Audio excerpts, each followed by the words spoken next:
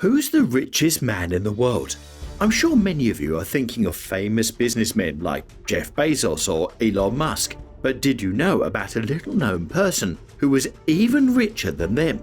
I'm talking about John D. Rockefeller, and if you don't know who that is, you're about to find out in this video, because I'm going to take you through John's journey from working on the family farm to becoming one of the richest men in America.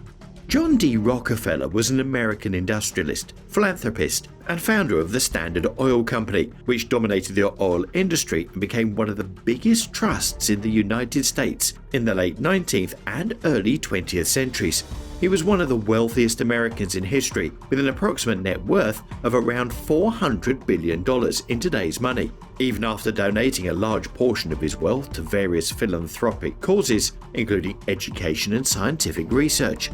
Rockefeller was born in 1839 in Richford, New York, the second of 6 children born to William Avery and Eliza Rockefeller. He grew up in a devotedly religious family, with his mother installing the values of hard work and frugality in him. As a child, Rockefeller worked on the family farm and attended school in Cleveland, Ohio. He was a diligent student and excelled in mathematics, which would later serve him well in business. As his father was mainly absent and known as a conman, Rockefeller had to learn how to provide for the family from a very young age. He completed a variety of different jobs, like selling potatoes and candy. Rockefeller turned out to be very good at these jobs and saved enough money to start offering small loans to other people. Even as a young boy, he had that entrepreneurial instinct. After completing high school, Rockefeller worked as a bookkeeper at a produce commission merchant in Cleveland, Ohio. He was responsible for maintaining the financial records of the business, including keeping track of expenses and revenues, reconciling bank statements, and preparing financial statements. This experience provided him with a solid foundation in accounting and finance, which again would later serve him well in his own business ventures. As a bookkeeper, Rockefeller was known for his attention to detail, his ability to work long hours, and his dedication to the job.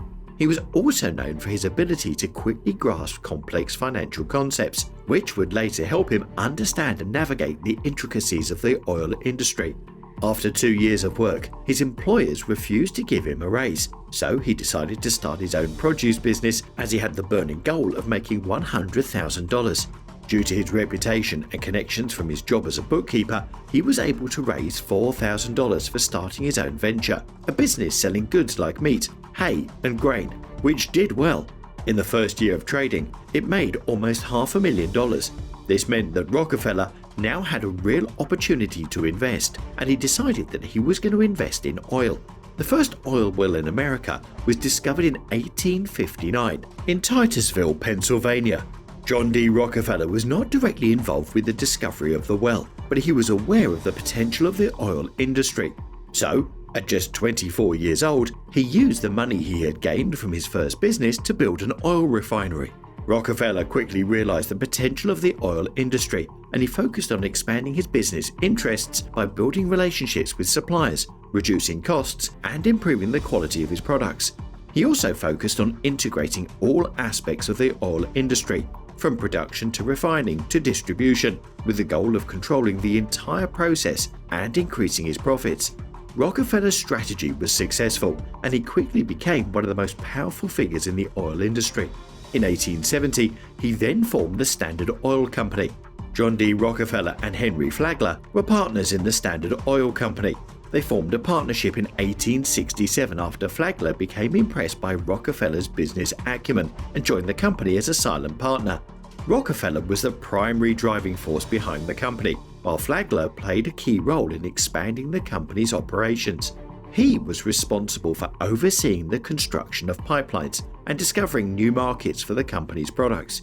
He also played a key role in developing the company's marketing and sales strategies, which helped to increase its market share and profits. The Standard Oil Company was known for its aggressive business tactics and its ability to eliminate competition. So, buckle up. We're about to go over 5 different tactics the company used to deal with competition. Number 1. Price wars. Standard Oil would engage in price wars with rival companies, cutting prices so low that the competitors would either go out of business or be forced to sell to Standard Oil. Number 2. Rebates. Standard Oil would offer rebates to railroads and other transportation companies that ship their oil, making it difficult for competitors to compete on price. Number 3. Vertical integration. Standard Oil controlled all aspects of the oil industry, from production to refining to distribution. This allowed the company to control the market and make it difficult for competitors to enter. Number 4. Secret agreements. Standard Oil entered into secret agreements with competitors in which they would divide up market territory and not compete with each other. Number 5. Buying out competitors.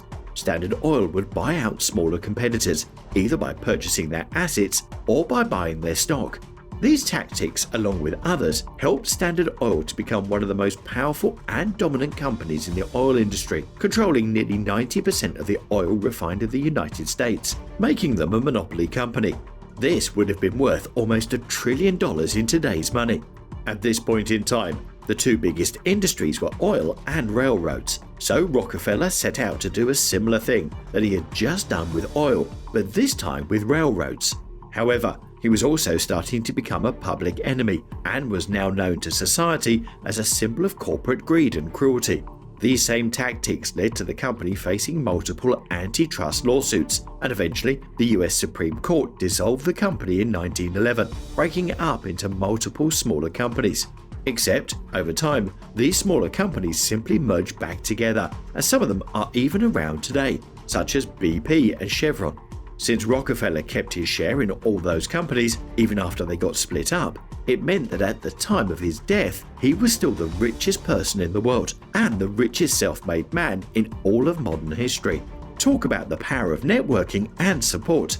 Speaking of which, we'd really appreciate if you could show us your support by hitting the thumbs up button below and commenting your thoughts so that we can grow bigger together. John D. Rockefeller is a complex historical figure, and opinions about him are varied. On one hand, he is widely considered one of the most successful and powerful businessmen in American history, known for his business acumen and his ability to build the Standard Oil Company into one of the most dominant and profitable companies in the world. He also made oil an affordable commodity and brought it to the masses. He literally went from nothing to building a business empire that may never be matched again. He was also a philanthropist and donated a significant portion of his wealth to various causes throughout his life. He gave around $540 million to charitable causes. On the other hand, Rockefeller is also known for his ruthless business tactics and his willingness to engage in practices such as price wars, secret agreements, and buying out competitors to eliminate competition. He has also been criticized for his role in creating one of the first big trusts in the United States, which many saw as a threat to competition and free markets. Not to mention, Rockefeller's wealth was acquired at a time when there were few worker rights and little regulation of the industry and labor conditions. His company was known for low wages, poor working conditions, and the exploitation of labor. In the end, what you think of John D. Rockefeller depends on your own perspective and values. Some may view him as a hero of American capitalism, while others may see him as a symbol of the excesses and injustices of capitalism. What do you think of John?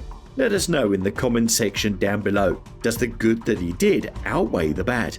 Also, be sure to subscribe to the channel with notifications turned on so that you can be alerted every time we upload a brand new video that you simply do not want to miss out on. See you in the next video.